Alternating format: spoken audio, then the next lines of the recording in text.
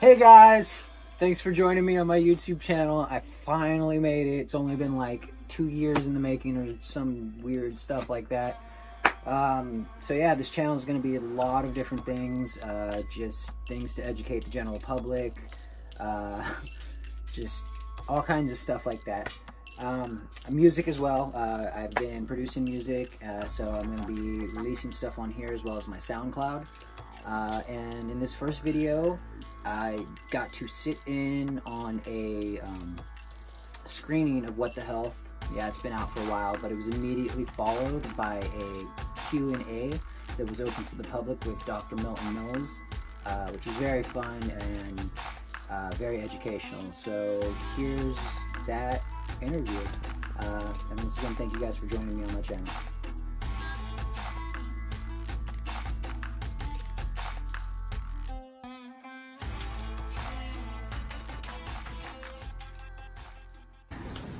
One, fasting has always been a part of religious tradition.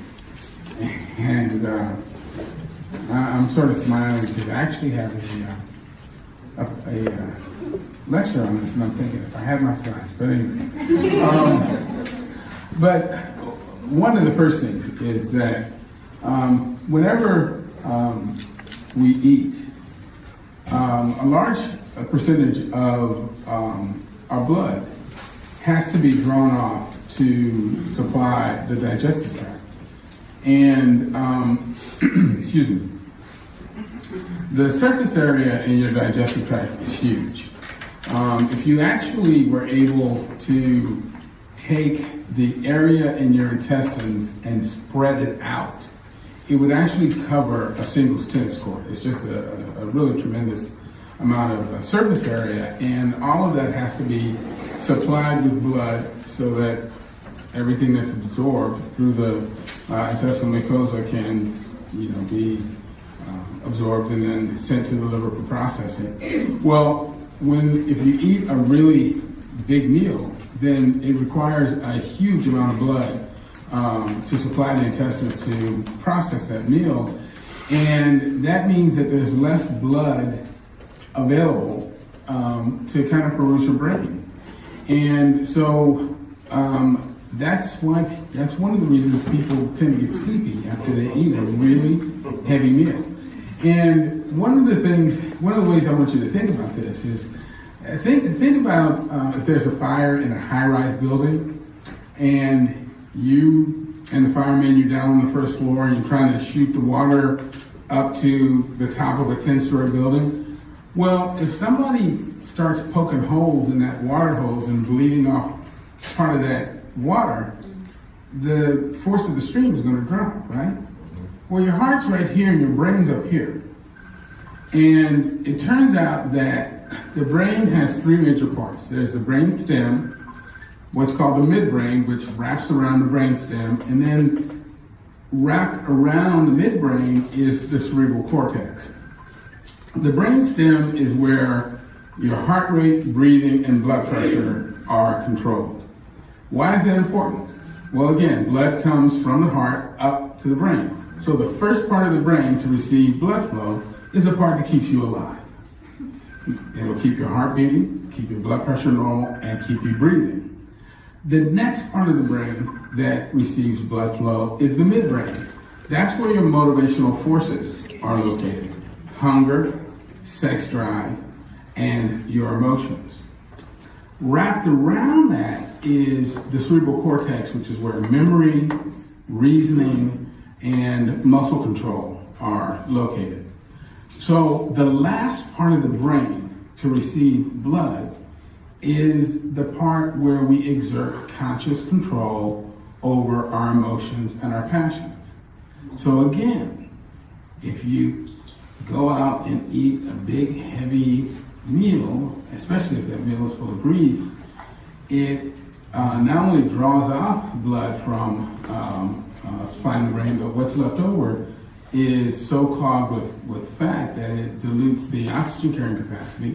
And not only do you get sleepy, but you tend to get cranky because those midbrain passions are sort of let loose and start yelling at people and maybe doing things you shouldn't do. So one benefit of fasting is you have just more blood available for your brain, helps you think more clearly. That's one reason why when I'm giving lectures, I never eat before lectures because I want the maximum amount of blood to supply my brain. But in addition, we have found that fasting can actually help stimulate the immune function. And studies have shown that even in individuals with certain kinds of cancer, that intermittent fasting has helped combat like lymphomas. So it has an immunostimulatory effect. And then finally, we know that calorie restriction has been shown to help, and certainly in lab animals, and it's postulated that this will also function in humans. The caloric restriction helps prolong life.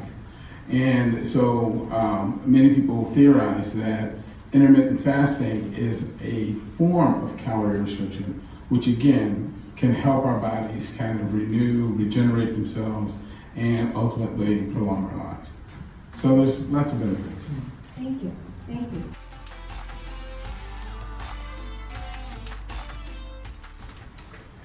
Oh, okay.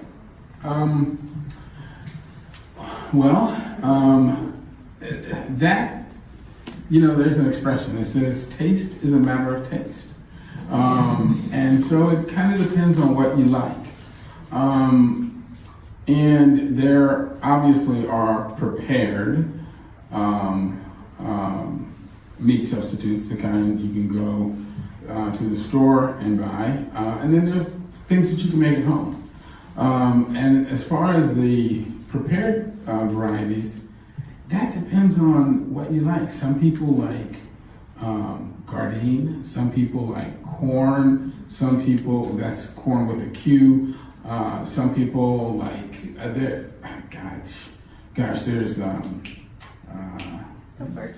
Tofurkey, which there is field roast, which is the bomb. There is what are the newer ones? The Impossible, not the Impossible, Beyond Burger. There's also the Impossible Burger. Has anybody here tried the Impossible Burger? I have, and I can't stand it. And I'll tell you why. I took a bite of the Impossible Burger and I spit it out because it tastes like meat. And I have been plant-based for over 40 years, and I'm sorry, it was too much like meat. So, now, mind you, this is not a judgment on it, and I'm not knocking anybody that likes it.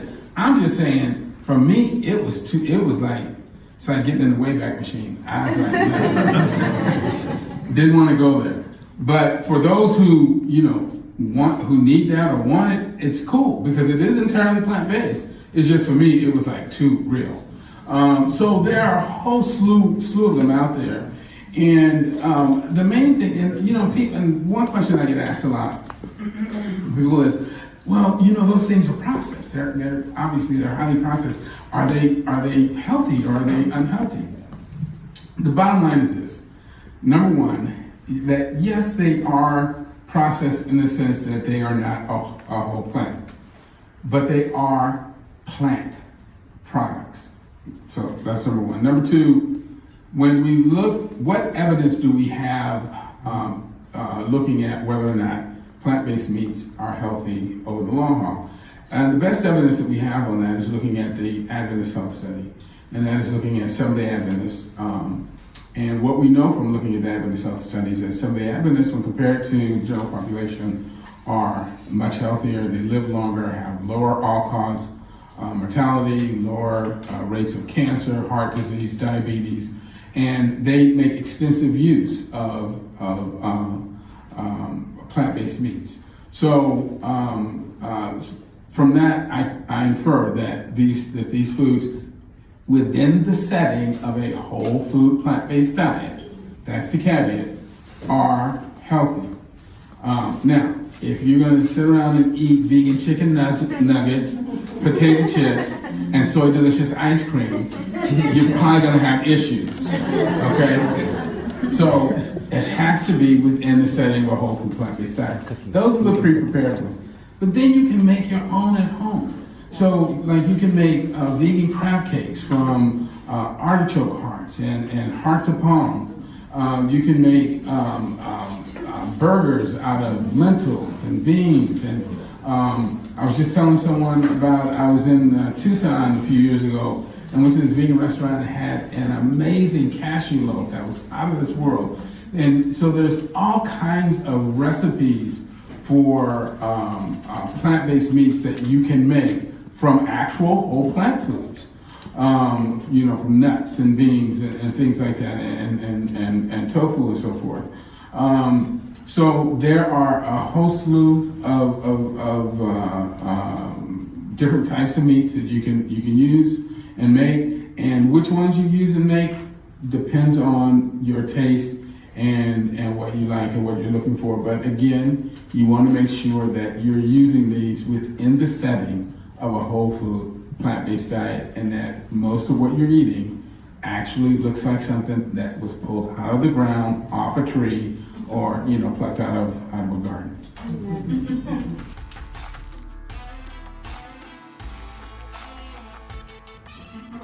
Oh gosh, that is like a super open-ended question. I guess, like Nike, I would say just do it. But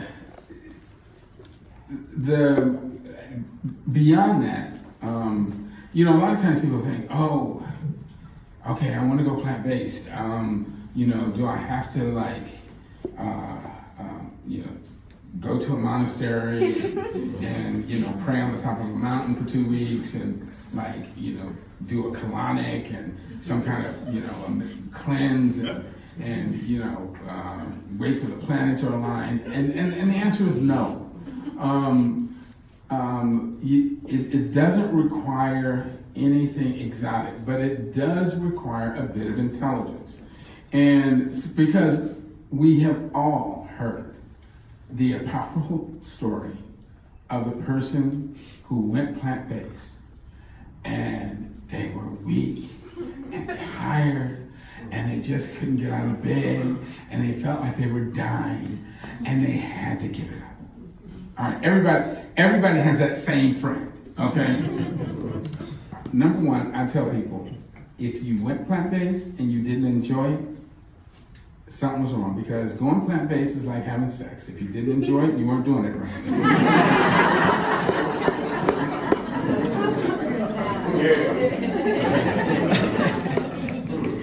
I mean, because it's the truth. I mean, when you go plant-based, if you're doing it properly, you feel great. You feel amazing. You have all this energy. You need less sleep. Your diseases start to clear up. So if you go plant-based and you feel like you're dying, you're not doing something right. And typically when you probe people and say, well, what were you eating? Oh, well, I was eating a lot of salads. And what else? Well, an occasional stir fry. Well, there's your problem. Salads, that's rabbit food. That's fiber and water. And that's great if you weigh 3 pounds. But for your average human being, you need calories. So that means you have to make sure, in addition to the salads, you're eating grains, legumes, root vegetables, some fruit, and about a quarter cup of nuts 2 or 3 times a week. And if you do that, you're gonna be cool. But if you just try to survive on salads, you're gonna feel like crap. Okay? So make sure you're getting a wide variety of foods and enough calories, and you're gonna be fine. So that would be my advice. That, basically, when you look at the world, when you look at the universe, the one thing it tells you is that God loves diversity. And the same thing is true for our diets, that the more diverse they are, the healthier they are, and the better they are for us. It's like your neighborhood. If it's all comprised of one type of person is probably not a good neighborhood. Right.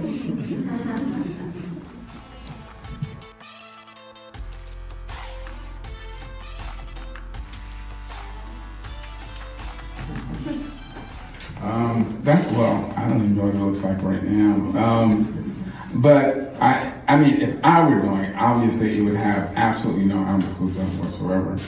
And it would be basically a plate comprised of grains, legumes, root vegetables, green leafies, fruits, and nuts. That would be it.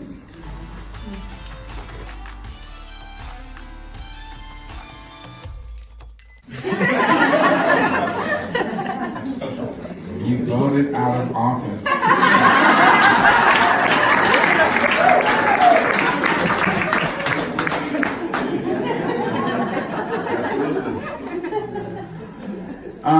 Yeah, that's a good question because, you know, it can be frustrating. And I give everybody the benefit of the doubt. I first of all, any students of Greek mythology here? Well, let me just give you a little story about Athena. The story of Athena's birth was that one day Zeus was sitting in his temple and he had this tremendous headache. And it felt like his head was splitting, and then all of a sudden, Athena sprang forth from his head, fully formed, in a complete suit of armor. And that's how she came to be. Fully realized. None of us came into the world that way. None of us came to veganism that way. We all, well, unless your parents were vegan and raised you that way. So I say that to say that we all got to where we are on a journey, okay? And there was a time when we didn't know what we knew, and there may even been a time, and I know it was true of myself, when I was resistant to making the change that I ultimately embraced. So for that reason, I think we have to be willing to be patient with one another and allow people time to grow, and to realize that as much as we want people to know and embrace the truth that we have, that they're gonna have to get there in their own time. So I see my job as sharing the knowledge, helping to answer legitimate questions, and then giving people time to process it and kind of accept it. Now, having said that, if any of you have ever talked to a Trump voter, you know that there are certain people that no matter how much truth you give them, no matter how much evidence you lay in front of them, there is a certain kind of stupidity and ignorance that cannot be helped. It can only be sedated. And you know, when you realize that you are engaged in a dialogue with someone who really isn't interested in learning but is simply trying to argue you down, just at that point say, you know what, studying on your own, and hopefully you'll come to the truth. But don't. There's a scripture I often remind myself of. Jesus said, "Cast not thy pearls before swine, and give not that which is holy to the dogs, for they will only trample them underfoot and turn again and bite you." And I remember when I first read that as a teenager, I thought he was calling people pigs and dogs, and I was like, whoa, that's cold. But that's not what he was saying at all. What he was saying was, don't try to force things on people who aren't ready to receive them, because you teach them to have contempt for very precious things, because you're not giving them what they think they want. So if you find that someone is not ready to hear you or receive what you have to share, let them alone. They're not ready. And just, pray for them or do whatever, send out whatever energy you want to, and hope that they will eventually come to the point where they are ready to receive what you have to share. And I'll share one more little vignette with you. One of the hospitals I work at, there was a nurse there. Her name is Bonnie, and Bonnie was kind of a big southern black lady who used to love to tease me about me being, plant-based. And I would say, I don't eat meat. She's like, good, more for me. And she would just sort of tell me how she was going to come over my house and cook pork chops in my dishes. And I mean, to the point that in my mind, I was like, Bonnie is a lost cause. I'll probably have to wait till she has her first heart attack before she kind of comes around. Bonnie's son went vegetarian, and he saw some more videos online, and he became vegan. And to make a long story short, Bonnie became vegan. Not only did she become vegan, but she started to come to every lecture that I was doing in the DC area, and even followed me over to London 2 years ago when I was speaking at the London Veg Fest. And that just taught me that nobody is beyond reach. And you never know what kind of an impact you're having on someone, even when they seem like you're not reaching them. So just, give people space to grow. And I also have a question. What is it that brought you to becoming a vegan? You said it was 40 years ago. Yeah. That's as much as I'll say. I was like 2 years old.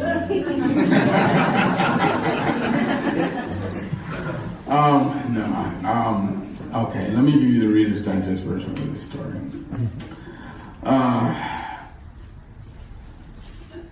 When I was 13, my parents decided to get a divorce.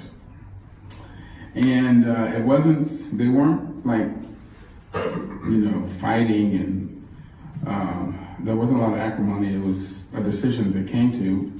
And so it came as a shock and a surprise to my brothers and me. And for me, it was like, wow, my world just blew up. And so my response to that development was to ask the question, wow, is life going to be one long series of random, painful episodes, or was there some way to navigate life and minimize these kind of painful blow-ups? And so the next question I felt I needed to answer was, is God real? Because if God was not real, I did not want to waste my life in a bunch of useless ceremony.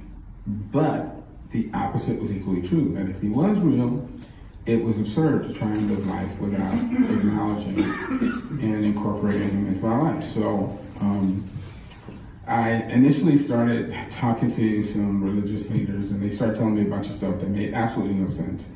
And when I would ask questions, they said, oh, you can't ask those questions, you just have to accept it. And I'm like, well, that makes no sense, because if God gave me an intellect, then knowing him should be the most amazing intellectual experience. So I said, all right, God, if you're real, you ought to be able to tell me what your word means. So I'm just going to talk to you and read your word. So I started reading the Bible, talking to God. And then God started talking back to me, and it kind of freaked me out at first. But ultimately, number one, right up front in Genesis, he told Adam and Eve to be vegans. And I ended up becoming a Seventh-day Adventist, and the Seventh-day Adventist Church encourages its members to be plant-based. And so I started reading everything I could about diet and health, and the more I read, the more I became convinced, wow, yeah, it is healthier, but I did not think I could live without a hamburger. I was like, I just can't do it. I thought I was going to be like staring in butcher shop windows. So I put it off for over a year, and then about a year and a half after joining the church, I was struggling with some personal issues, and I was talking with God about it one night, and he said, if you want a closer relationship with me, you need a clearer mind, and for that you need a better diet. You gotta stop eating meat. And so I said, okay, if you want me to stop eating it, take away the desire. And he did. And that's when I became vegetarian. And then in 1998, I co-authored a paper with PCRM on racial bias in U.S. dietary guidelines. And the North American Vegetarian Society, which is actually vegan, but they call themselves vegetarian so they don't scare people, invited us to present the paper at the Vegetarian Summer Fest, which is now called Vegan Summer Fest. It was vegan then too, but again, not to scare people. When I went there, have any of you been to Summerfest? Oh my gosh. It is the most incredible experience. It's like a Muslim going to Mecca. They take over the campus of the University of Pittsburgh and Johnstown. They bring in vegan chef crew. They have raw vegan, gluten-free vegan, oil-free vegan, cooked vegan. I mean, it's just everything you can think of. And it's a 4.5-day festival. They cover animal rights, health, environmental issues, women's rights.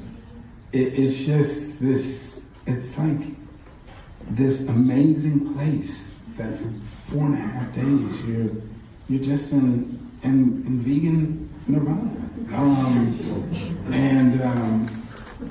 That's when I became more aware of the health issues associated with both dairy and eggs, but also, and more importantly, equally importantly, the cruelty involved in their production. Because up until that point, I actually thought that female cows were allowed to nurse their babies and that only part of the milk was taken. I didn't realize that the babies were taken from the mothers immediately at birth. And I had no idea that hens that were egg producers were kept in such abominable conditions. So that's when I transitioned vegan. I was about 2000.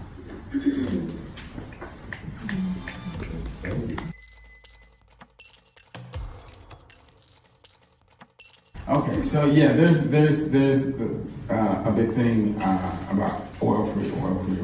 Do I think it's necessary to be oil-free? It depends on whether or not you are combating a disease. If you have a cancer or heart disease or an autoimmune disease, I think that in that setting you want to be as close to oil-free as you can. If you're otherwise healthy, then I think you don't have to be oil-free, but you want to keep the amount of added oil in your diet to a minimum. So you want to try and keep the amount of calories from fat in your diet to around 15 to absolutely no more than 20%, 15-20% of calories. But I do not think that if you're otherwise healthy, it is necessary to be absolutely oil-free.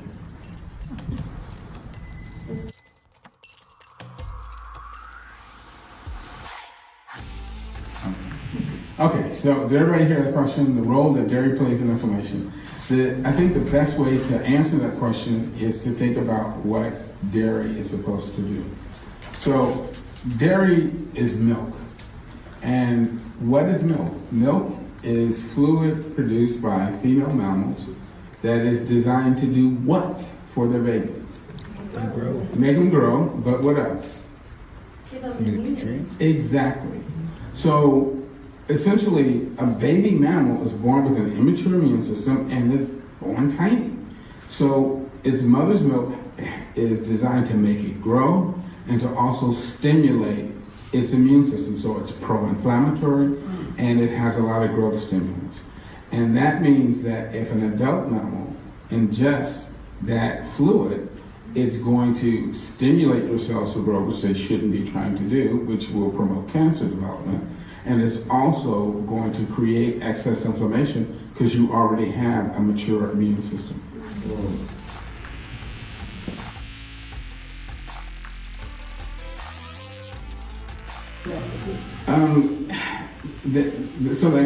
As far as no,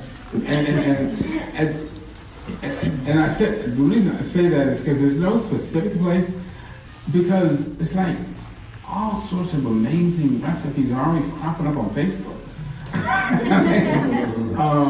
It's like some really cool ones, and there's just tons and tons of really good recipes that come on Facebook, also on the internet. But there are also just like really awesome vegan cookbooks out there that are have amazing recipes, and then also just talking to people. But one of the best things is when somebody makes something that you really like, is like, how did you make this? What did you do to it? What did you put in it? And then tinker with it yourself. Sure. Okay. So the question is, a couple people in the documentary said that they were off all their medicines after 2 weeks. Notice that the guy at the end said that his medications had been reduced by half, but he wasn't off completely. So it's realistic for some people. It depends on what they're struggling with and what kinds of medicines they're on. So the first woman, the one with osteoarthritis, she said she was off her pain medicines because most of the pain that people in osteoarthritis have is caused by inflammation. And 2 weeks off of a pro-inflammatory diet will cause those inflammatory compounds to essentially go down to zero. And that is enough time where if the primary driver of the pain is the inflammatory environment or compounds in the body, that you can come off the pain medicines. Now, for someone with more complicated issues, it may take more time. So let me give you another anecdote from one of my patients. I had a patient named Kathy who, this was back again in the late 90s, before the Affordable Care Act. I was working at a free clinic in Alexandria, and Kathy became my patient. She had really severe diabetes. And she had been at the time I started taking care of her, she had been diagnosed with diabetes for 17 years. She was taking 70/30 insulin, large doses twice a day, plus glucotrol, which is an oral medication. And still her sugars are running 200 to 300, which is really high. She was on 3 blood pressure medicines. She had really severe heart disease. She was disabled because she couldn't walk a block without getting cramping in her legs from claudication. And she was just really sick. And so first thing I did was start to talk to her about the importance of diet change. And I'll be honest, my goal was to get her to become vegetarian and then ease her into becoming vegan. Kathy became vegan overnight. But it took me the next 12 weeks to gradually get her off of all of her diabetes medicines, and then ultimately 2 of her 3 blood pressure medicines. And the really wonderful part of the story is that over the next year, she lost like 60 pounds without trying, and the claudication in her legs cleared up where she couldn't walk a block. She was back to walking a mile. She's actually able to go back to work. So again, the results vary depending on what disease someone's struggling with and how severe it is. But it can be as short as 2 weeks, but in some cases it will take longer.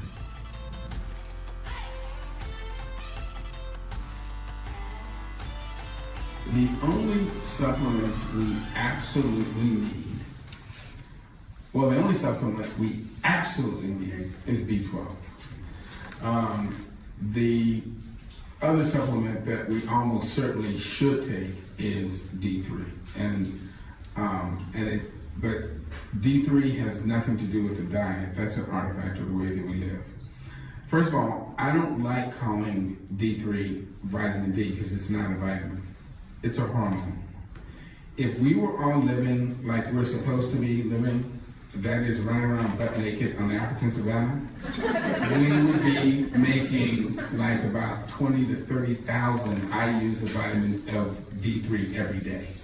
Because under our kidneys make the precursor that then goes to our skin, and under exposure from sunlight, the cells in the skin convert it to D3.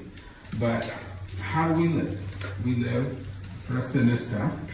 In buildings like this, we don't get the sun exposure that we should get. And because of that, we don't make our own D3, and that's why we have to supplement. Has nothing to do with our diet. D3 is not naturally found in dairy food, in dairy products. I don't even like calling them foods because they're not foods, they're products. And it was added to dairy products by the dairy industry and called vitamin D as a way of enticing people into buying dairy products. Okay, but it's not naturally found there, it's all added. It's just a ruse to get you to buy this crap. So, yes, we should supplement with D3 because we live indoors, and even when we're outside, we're wearing clothes.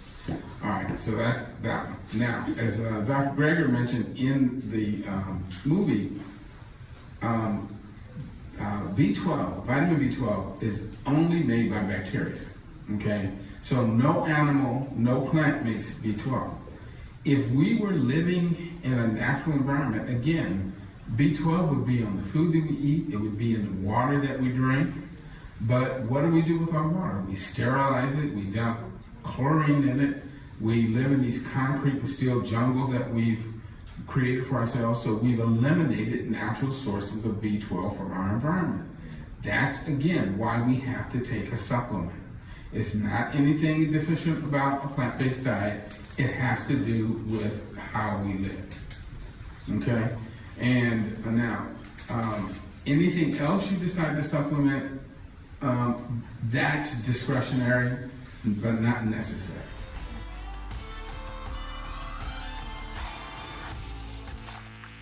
Okay. Wow, city. I can give you cities. New York, Chicago, and LA have amazing vegan restaurants. I mean, just scores of them.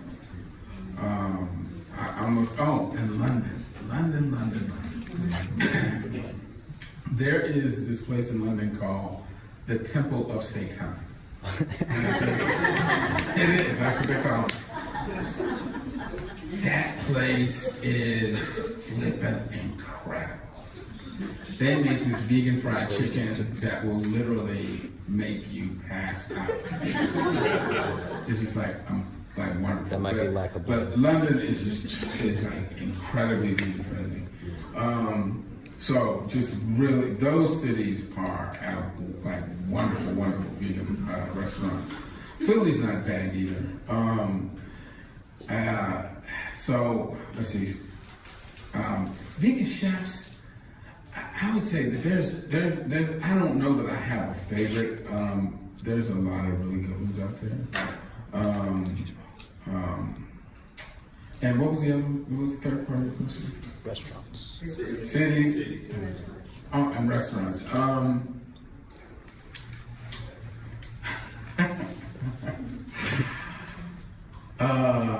The one that pops up, see, that's hard because there's so many good ones, but the one that I always think about is Wheat Burgers, which is in Amsterdam. And I went to Amsterdam to visit a friend, and Amanda said, "Oh, I'm going to take you to one of my favorite places. It's called Wheat Burgers." And it's not that kind of wheat. It's actually seaweed. And I thought, seaweed, gross, right? I'm telling you, that is some of the best vegan food I've ever had in my life. I was like, really, they actually use seaweed in their food, but it's like delicious. It's just incredible. But there's So that place is really cool. There's a place in Berkeley, California called the Millennium, which is really awesome. Vegan place, very kind of highbrow and really cool. There's Solely Vegan is pretty good. The Butcher's Son in Berkeley is cool. They have, by the way, they have like a vegan cheesecake that you will not believe is vegan. They actually had to bring the box out to show me because I thought they were, I'm serious. I thought they were like hosing me. I'm like, y'all trying to make real cheesecake. It was that like awesome. So there's just like really amazing places out there now. What was the name of that festival you said? Oh, it's called Vegan Summerfest. Please Google it. But so if you Google Vegan Summerfest, this year's event is going to come up. Google Vegetarian Summerfest and like you can do Vegetarian Summerfest 2018 or 2017, and the programs from those years will come up, and you'll see all of the speakers, Gregor, Campbell, I mean, all of just about everybody you can think of will be there, and all of the lectures, and you just get a good sense of all of the offerings. I'm telling you, I tell people it is truly like the Hajj for vegans. You should do it as often as you can, but you got to do it at least once in your life.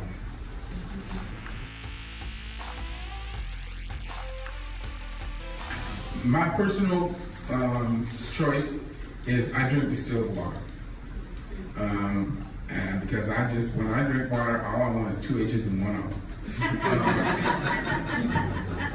And I know there's this huge thing about alkaline water now. And yes, we want our bodies to be alkaline, but we get most of the alkali that we need from our food.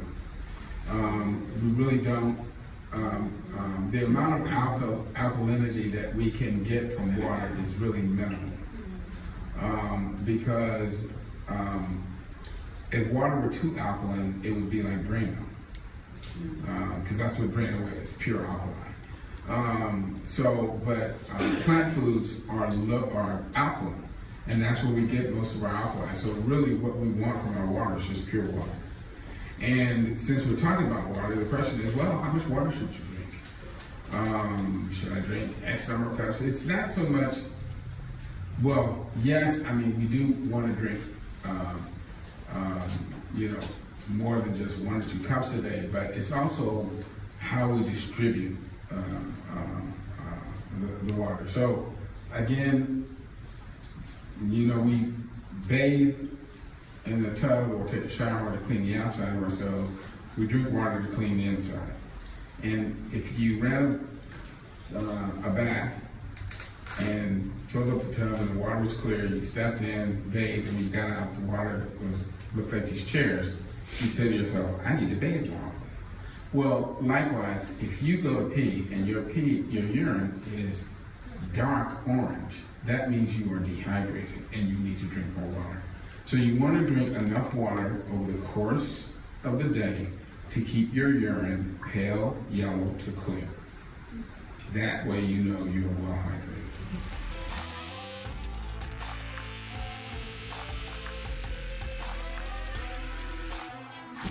Yeah. What I would say to them is that poison is poison. I don't care where you caught it or where you bought it. Animal tissue is toxic to human development. Animal flesh promotes animal tissue, and animal protein promotes cancer. It causes kidney damage, and it creates acidity in the body. It also increases inflammation, which increases our risk for depression and dementia. Worldwide, Alzheimer's and other dementias correlate with per capita intake of meat. So the places where they eat most meat, they have the highest rates of dementia. Same thing is true with diabetes. Exposure to animal protein also markedly increases the risk for diabetes. So animal protein is absolutely toxic. It doesn't matter if it's grass-fed, doesn't matter if it's wild-caught, doesn't matter if it's organic. It's unhealthy. And so when I go to Whole Foods and they have, oh, this is organic grass-fed, I'm like, it's tarted up garbage. It's still not healthy for humans, and we shouldn't be eating it, period. So I have a quick question. How do you feel about Tim's new decision to start eating fish and stuff again? Tim Shieff, yeah. Because he says it's for health reasons, but obviously, yeah, exactly. No, we obviously all know that, but yeah. It's so frustrating to me. As I said, animal tissue in all its forms is toxic for humans, period.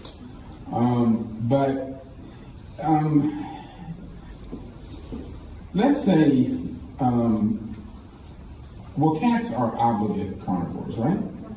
So let's say you wanted to feed your cats lung tissue, because they have to eat animal tissue, but you want to feed them specifically lung tissue. Would you feed your cat lungs from an animal that grew up in a coal mine? No, because an animal that grew up in a coal mine would be breathing in coal dust and would have vile lungs that would be loaded with all kinds of tar and toxins. Well, think about how fish breathe.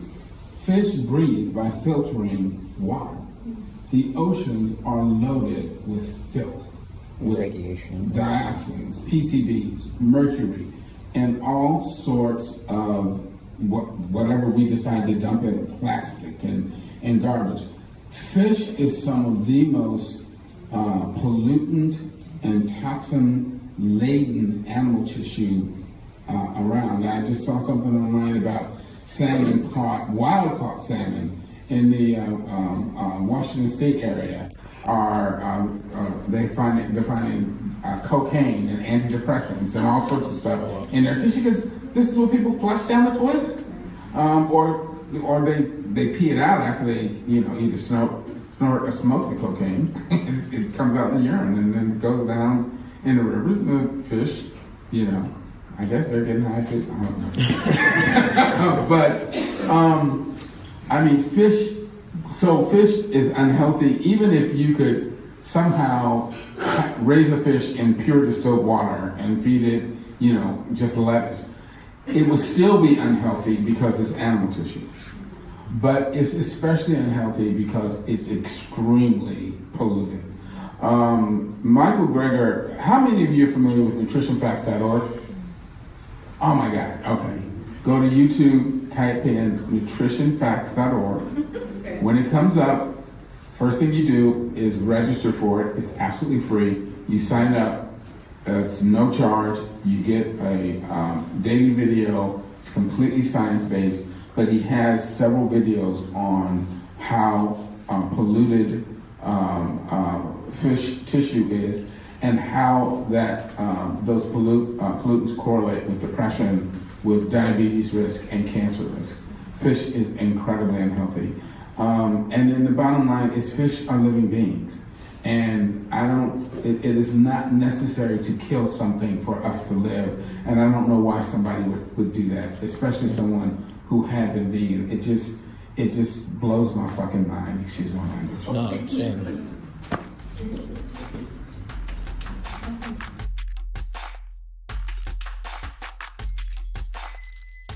I'm gonna have to demur on that because the short answer is I don't know. Now, I do know that some vaccines are made with eggs, okay? So, yeah, and so that is true. And so, for instance, I know that people who have an egg allergy can't take, like, certain flu vaccines and things like that. It depends on the vaccine and how it's made. Which vaccines one would choose to get and choose not to get. that's a matter of personal choice, and I can't weigh in on it. I mean, I'm pissed off because they forced me to take a flu vaccine every year. And it pisses me off because I never got the flu. I mean, once I went plant-based, my immune system just became so robust. I'm serious, I never got the flu. And nobody has ever shown me any data that forcing healthcare providers to get a flu vaccine shot has done anything to prevent the spread of the flu. So I'm like, why am I being forced to get this shot? But they won't let me work unless I take it. And since I like eating and living indoors, I do it. But if I didn't have to, I wouldn't. Now, having said that, I did get the Hep B vaccine. And that's one I would have volunteered to take because the potential risk and exposure to Hep B is such that I'd rather have some immunity to it. So it just depends.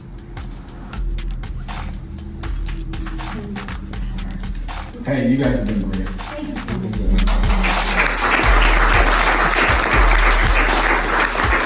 Thank you guys again for checking out the video. Subscribe, stay tuned for more. I'll be releasing actually that mix here probably tomorrow actually. So stay tuned, subscribe, check it out.